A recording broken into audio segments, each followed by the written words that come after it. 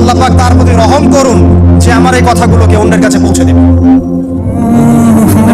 এরপর নবীজি বলছেন, জেনে রাখো নিশ্চয়ই তোমাদের পরস্পরের, মুসলিমদের পরস্পরের সম্পদ, পরস্পরের রক্ত, পরস্পরের এই যে জান মাল ইজ্জত, এগুলো একে অপরের জন্য হারাম। মুসলিমদের পরস্পরের রক্ত, পরস্পরের ইজ্জত সম্মান একে অপরের জন্য হারাম, এর হানি করা একে অপরের জন্য হারাম।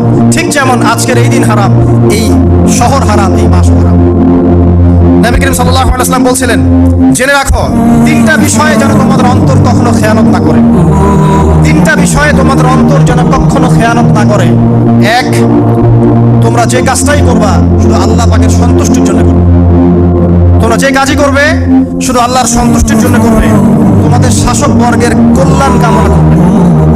তোমাদের শাসক বর্গের কল্যাণ কামনা করবে। 3 নাম্বার, মুসলিমদের জামাতকে আঁকড়ে ধরে রাখবে। মুসলিমদের ইউনাইটেড কমিউনিটিকে আঁকড়ে ধরে থাকবে। এই তিনটা বিষয় পালনের ক্ষেত্রে তোমাদের অন্তর যেন